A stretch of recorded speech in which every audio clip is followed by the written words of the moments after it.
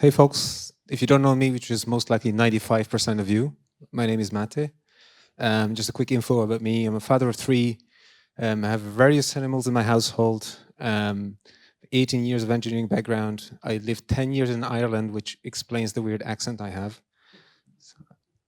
And I'm working at a company called Primer. Primer is a payments company, which is amazingly exciting, I hope, for everybody. We're managing payments and we're processing payments and do a bunch about payments. I'll explain a bit more about that throughout this talk. But also, there's a company that has a very interesting culture, and I wanted to bring you a little bit of that culture for here tonight, which is we often do this two truths and a lie thing at Primer. So I'm going to give you three options. You're going to use you need to use your hands to vote, and then I'll tell you which one is the lie now. So the first one is I have 17 chickens. Second one is I know how to break bread. And then the third one is that I once delivered a bunch of rings in a wedding in a T-Rex suit. So who do you think I have 17 chickens? Okay. Well, sorry, no, I completely wrong. Who do you think that the first one is the lie? All right. Second one? All right. All right. Third one? No, they're not. The second one win. I don't know how to break bread. I just don't know. I have no idea. I cannot bake anything. Huh? It's too easy. Okay. Should have seen the video. All right. Let's talk a little bit about Primer. So Primer is a payments infrastructure company. What does that mean? We provide Checkout SDKs to our clients so they can process their payments. We have like an underlying infrastructure to process a lot of rails to process those payments. This is like an orchestrator, so to speak. It really not just a checkout. There's a bunch of stuff happening in the background. We do like smart reconciliation. We do smart routing of transactions depending on your various configuration and logistics. And within Primer, I'm responsible for the experience team, which is a cross-functional team consists of a bunch of front-end engineers on mobile and web, and some back-end as well. And this is our problem here. So we have 4 SDKs to maintain, right? My team: iOS, Android, web, and React Native. These are 4 SDKs we provide to our customers to implement their checkout solutions, right? That's 4 too many SDKs. Okay. So last year, sorry, before we go there, so what type of SDKs we have? We provide 2 types right now. One is called headless, the other one is called drop-in. The headless SDK is a very, very bare bones SDK. You get a bunch of functions, callbacks, but you do the UI, everything, the whole processing flow, everything. We just provide the APIs and some interface for it. On the other hand, we have the drop-in SDK, which is 2 lines of code, but you control nothing. We have full control over how it looks, how it behaves, and what comes after you click submit. All right. We have these 2 types of SDKs on all web, iOS, Android, React Native. So I was kind of lying. We don't have 4 SDKs. We actually have 8. And also, out of those 8 SDKs, we need to have documentation for all. These are all public-facing code, open source, most of it, documentation for our customers to implement whatever version they're using. So we need to keep it up to date, change sets, the works. But these SDKs, on top of all these things, which is, it's even complicated enough to maintain 8, but they all have mixed APIs interfaces because they were developed out of sync. I think first was the web SDK. Then some of our customers said, oh, I have a native iOS app. I want Swift. So we developed hastily a Swift SDK, then an Android. And then one just came along. I don't use either. I want React Native. So now we have 4 SDKs with APIs, where their function definitions are all mixed up. The order of the arguments are mixed up, or badly named, or wrongly named, or typos in them. It's very confusing, even to us. Even when some of the support engineers ask us, what's wrong? We need to go and consult the code, documentation, try to figure out what's going on. So last year we set out a challenge to ourselves to, instead of having these very distinct headless version and drop-in version, and with all these kind of mixed up APIs and everything, to instead let's start fresh and build like a modular checkout experience where we can provide these building blocks for our merchants, and they can design and they can implement the checkout the way they want it, that really suits their site, their product, their experiences, right? And we can update this experience for the dashboard. We can choose to make these robust integrations through the code itself. And we don't need any kind of major work from our customers to do. They can customize the experience. Plus, we engineers want to maintain less code. So we want to create these modules, these modular kind of components to create less code and maintain less code over time. So we got together with the team on a week-long kind of workshop, and we came up with some of the first ideas we had. The first one we had was a backend-driven checkout, backend-driven SDKs. Similarly, what Danny was talking about, based on JSON schema. We parse the JSON schema, present a bunch of fields, manage the flow with a state machine. Could work. We also toyed around with the idea of web components and WebAssembly as one of the things that we considered working with. It's kind of promising, but not convincing enough at the time. We also toyed around with the idea just to throw away everything and then start fresh, like the whole checkout experience, start fresh, because it was just so hard to work with over time. But really, the main thing we wanted to get to is, how can we define some of these commonalities between all these SDKs as well? Like, do we have like a common layer between these SDKs that we could maintain and build? And then on top of that common layer, create and build modules that are pluggable by our customers. So create these building blocks. So we spent that week and came back after that with this picture, right? The top part of the picture are customer-facing stuff, the primary UI, and the drop-in or the low-code solution. And the bottom part, the gray parts, are the engine we identified. These are the things that could be done in a common way, right? So they're not necessarily very UI-specific stuff, like an integration in the background. We just call an API. Configuration, we just need the data. Analytics, these are simple stuff. And we thought, let's work on that single layer there. What is that one layer that we need? How do we define that? What type of functionality we need in that one layer? So we need these managers, these kind of mini state machines to marshal these payments through. But they are very integration specifics.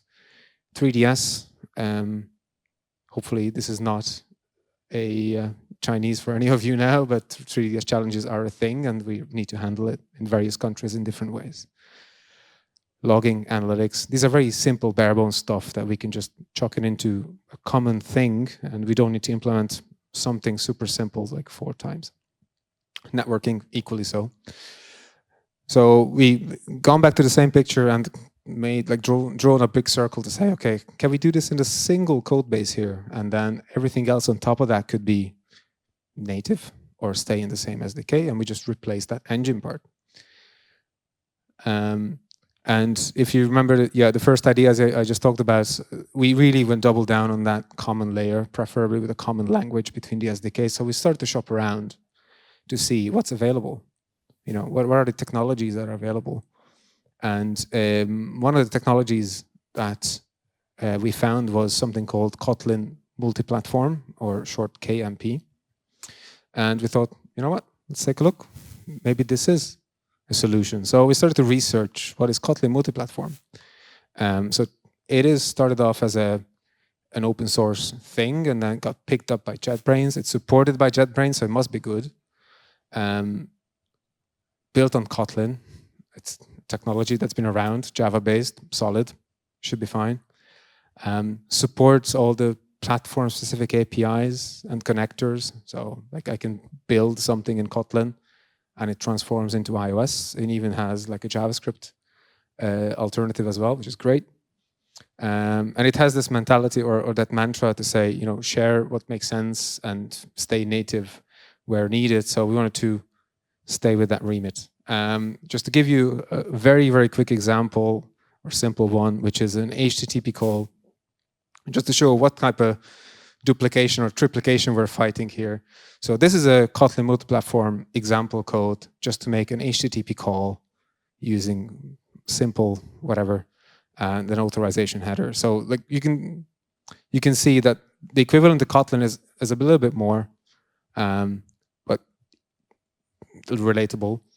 Swift, yeah, there's a little bit more going on there to get going. But in essence, what you do is you create a function, pass on a bunch of tokens, a bunch of data, and you make an HTTP call. So why do we need to do this in all the SDKs all the time? So we started, evaluating this platform and say, could this work for us? So we set out a pilot program last year in August and September, and formed like a mini working group within the team from pretty much all aspects of our SDKs, so iOS, Android, and web. And we set a goal to this mini working group to create a card form on all the platforms. Card form should be simple, right? You've all paid by online card forms, I presume, at this point. Cardholder name, card number, expiry date, CVV, submit button. Should be simple. So we set out a 4-week spike, strictly time box it to see if this is the technology we want to bet on the long term for the company, because this was like a major shift in terms of like how we develop our SDKs and how we move forward with them. So we want to make sure that we make that spike long enough to evaluate well and come back with an educated response whether this is something for us to work with or not. And just to write out, this is the promise of our simplification. So we had right now, or before, 4 code bases, very high change risk. So if I change, one thing in my payment flow, I need to implement it multiple times and then release it multiple times and orchestrate those releases and make sure documentation is updated and make sure that the change logs are in order. After the promises that we have to some of that, we have a single code base, 1 flow to maintain, and a single release to go with. All right. So during this 4-week period, we easily identified things that worked well. Prototyping things, Android, amazingly quickly, no surprise. Kotlin, it just works. We could make these modules or components work very, very easily with the Kotlin Multiplatform system. So we can create like an input field, a submit button, controls between them, validations. Network layer, super easy. Again, we just reuse the Kotlin basic Ktor library. That is the de facto library to use on the Java or the Kotlin world.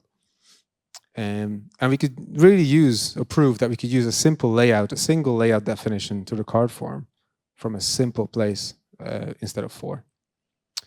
But there were also things that didn't work during this period. As we went along with this pilot program, we identified more and more stuff that was kind of blocking us to move forward. Package size is one of them. So if you ever worked with SDKs or an app and someone somewhere asks you to include a library of theirs and you've seen that library is 10 megabytes or plus, you start thinking about it, should I really do that? Or are they bonkers? And this is what happened to us. The package sizes were huge.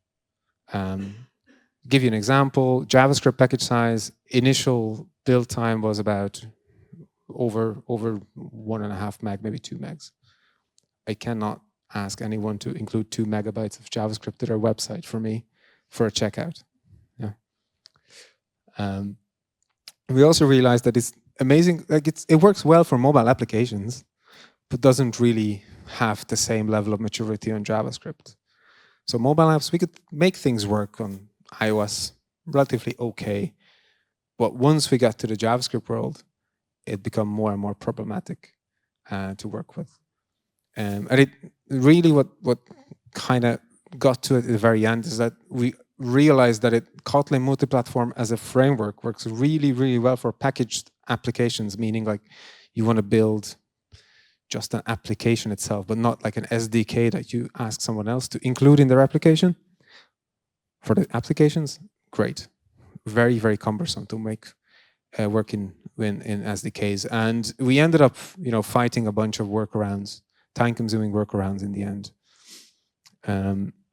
And there's very weak community support and poor docs. We especially bumped into that wall when we found a bunch of issues on the JavaScript side of things.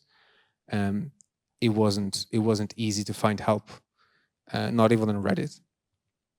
All right, and there was a couple of last straws at the very end of this pilot program. So one of them is like every time we managed to overcome one of these obstacles or workarounds, there were two more. For example, just to start with Ktor, we wanted to do a very simple web calls for JavaScript. Ktor proved to be super complicated, so we had to create like a fetch wrapper in Kotlin Multiplatform to make HTTP calls. Which, when we started questioning what's the point in all this, actually implementing native JavaScript through a wrapper in Kotlin to implement it, essentially transform it back to JSON or JavaScript. The other big thing was error handling on iOS. So we wanted to make sure that we provide Swift libraries.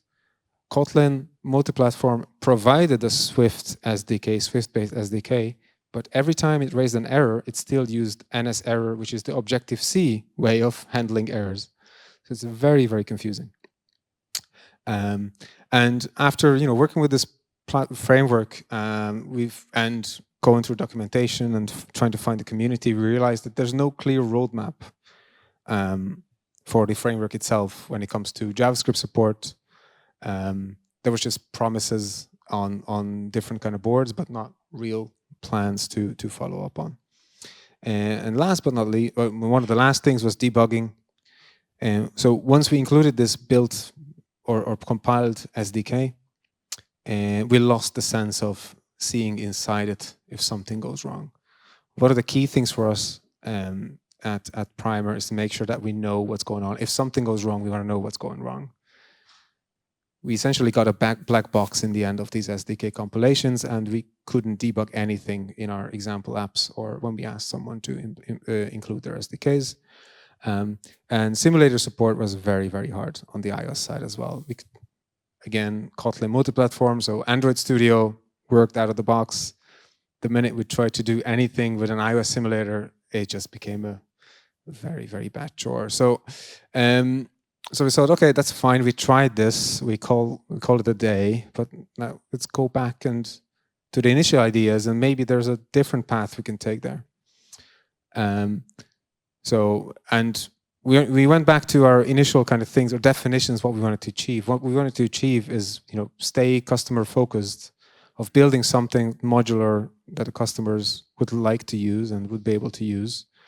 And we also learned during that whole thing is that mini working group working together is that they gained and learned empathy and understanding towards the other platforms. It's something that was kind of missing before, which is good because now there's more appreciation if there's errors popping up or weird stuff happening. There's more appreciation, there's more help within the team. And we still wanted to do a common interface. It's still a goal. But we need to stay true to the platforms.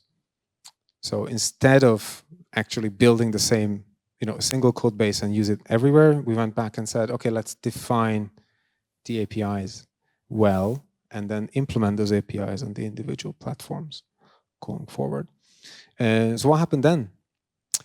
So we went back to the initial list and we said, okay, let's go back to the drawing board. And then use what's best for the platforms. So we went what's best for the platforms each. Web components on JavaScript, Compose on Android, and Swift UI on iOS. We also set out a vision and described, based on that experience, what a good core functionality or SDK core looks like for Primer across all these SDKs. And we were able to define these clear APIs going forward that helps us to build much better software going forward. And then 10 months later, which is where we are now, we have all the working SDKs on all these platforms using these web components, Compose and SwiftUI. We already have customers signing up using these kind of modular checkout stuff that we built. And they just asking for more and more, which is great. And evaluating Kotlin Multiplatform made us make the right choice for the long term for SDKs, which was super important for us. So even though that could have been, described as a failed spike, it still constitutes as a successful spike because we did not choose the wrong technology in the end. So yeah, I just want you to walk away from some key learnings that I learned for sure during this journey, which is sometimes spikes just don't work out. Still learn from it. Never lose the overall goal, what you set out initially. Just stay focused. For us is single API, common interfaces, customer focused. And yeah, don't be afraid to call it a day and say, that didn't work, that's okay. Walk away from it, and it's not a defeat to accept that something didn't work out. That's it. Thank you very much.